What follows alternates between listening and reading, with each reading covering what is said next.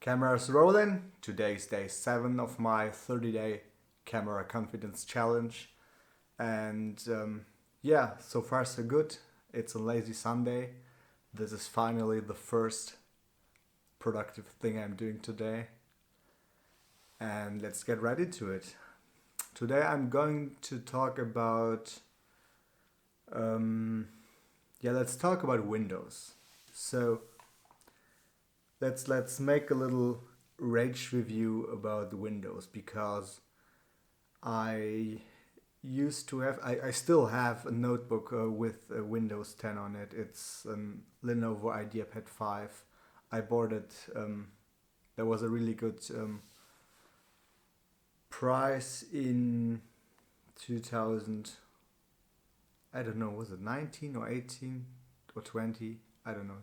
I guess it was just right before COVID, and it's a pretty decent notebook. And what I don't like about Windows, it's the instability. I mean, it's Windows. I know.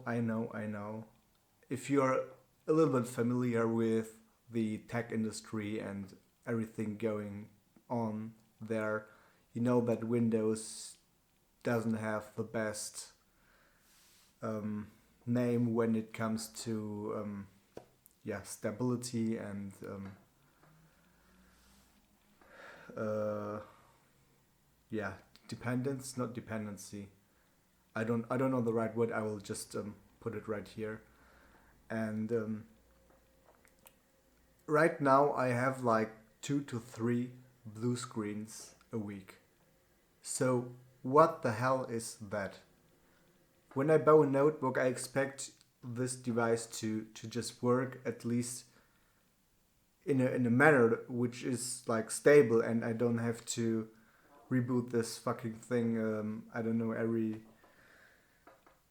um, not every time it blue screens, it reboots itself, but I just don't like the reliability of the system. And I know Windows is a operating system which has to work in so many different hardware combinations and on so many different devices.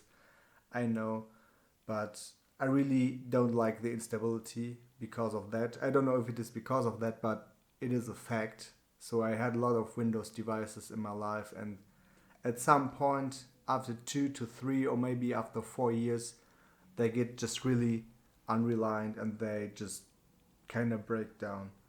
So it may start with a missing driver because your computer is doing an update, and then with the new Windows build, just some driver gets cracked and you can't do anything about it if you don't know how to do it. I mean, I know how to look for specific drivers, download them, and deinstall the old and install the new. But as an end user, I don't want to go online and just frickle around like a geek and driver there. I just want a reliable working system. I just want my notebook to boot up and then just work with it. And that is not the case.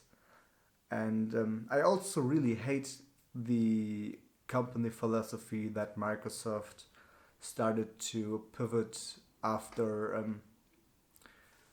introducing Satya Nadella as their CEO, because this cloud, the focus on the cloud systems and making Windows as an operating system more cloud dependent is not in my personal favor, because all the new or let me put it that way, all this, it's like, for some it's a little bit, it's like subtle, but all the pop-ups here, I don't know, do you want OneDrive, do you want this, do you want that, come here, register here, put your Microsoft account in it, use Edge, use this. So are really over promoting all the things, all the software, all the services they want the end users to use, but the end users, they don't want to use them because most of them are like shit. So I mean, that's the reason. And I really hate also the point that they removed. I don't know when they removed it. I guess 4 years ago, where you can't um, skip or just cancel an update. Like when there's a new update for your Windows device right now, you can, if you have, I guess, Windows like the professional edition, um, push it back into the future like for 30 days, and then you must do the update. Otherwise, the device will do the update by itself. Or you can, if you have the home version, I guess it's 2 weeks. But there's definitely some time frame they give you, and after that, they just force you and they just update the device. And because of these update steps, the Windows device usually gets more unreliant. And they, yeah, of course, they, on their argumentative side, they always say, yeah, it's for security updates, and I don't know, we want your data to be safe, and here and there, and blah blah. It's all bullshit. I just want a device. First day I open it. Okay, when there are some new useful tools or like features, so get them on. But don't go into the driver section. Don't update these shits, and just leave it like that. And I mean, what's the alternative? Yeah, for maybe my kind of work, like working more productive, doing like video editing and using more productive tools, there's macOS definitely the better choice, I would say, definitely. But right now, I'm not able to buy a MacBook Pro for 2 or 3 thousand euros, so I have to stick with my Windows setup here. Um, but yeah, also macOS has its flaws, definitely, and Windows is like, it's it's micro shit. I just don't like it. I mean, yeah, there are some people out there that always argue like, yeah, it's, yeah, this and that, and you can do more on this, and the game side, yeah, I want to play games. Okay, you can do it. I'm fine with that. But in my opinion, and from my experience, it's too unreliant, and also the point that the whole system slows down after some period is also a fact. So when you look at the hardware, or at the hardware sheet from the notebook, it's fast enough for a lot of things, but if you put, when you put so much data on it and you install software, it's still the same since Windows XP. The registry and everything just get, I don't know. It's just, I don't like it. Yeah. So what we can learn from this is that is it is not good to have big companies have like a monopoly position in some sectors. In this case, Microsoft for the personal computer sector, their market share is, I don't know, about 85-90%, and then 7 to 9% Apple with macOS, and then 1% Linux, I guess. Maybe they count Chrome OS also in this category, but I don't know that. Um, yeah. Uh, yeah. So what's the choice? I mean, I would prefer to use Linux, but using Linux with creative software is kinda more frequently than using Windows with the software. And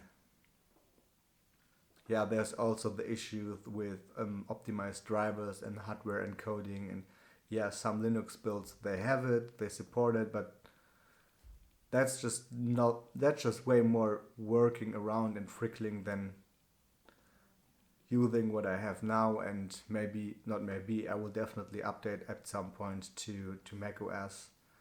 And I tried it for like half a year back in 2021. I just rented there was a good offer. I rented the MacBook Air when the M1 processor was introduced, and this device was really really nice for its price point back then. Um, Super duper was really good. So I could edit video. Final Cut Pro was pretty reliant, was pretty fast. The user interface was nice. The battery, it was just amazing. I don't know how they have done it, but the power consumption was so less. Still having the screen on maximum brightness, you can just use it for 10, 12, sometimes 15 hours with light use. And when you video edit, it's just dropped to 7 to 8 hours straight video editing on the device. So I don't know any Windows device out there which has this capacities in case of battery. Yeah, so that was definitely a good thing. But I mean, it's 13-inch. It was a little bit small, and of course, when you want to edit a little bit more heavy on this device, it is also a little bit too slow for this case. It had only 512 gigs internal storage, and if you want to spec it up a little bit from like 520 to 1 gig or 2 terabyte, and then 16 gig of RAM and everything, then you are again at your 2,000 euros price point. And then I would rather pick a MacBook Pro than going in a maxed spec out MacBook Air M1. So yeah, that was it for today. So little tech talk on a Sunday afternoon. I hope you enjoyed this video, and I wish you a nice Sunday evening. Take it chill. See you in the next one.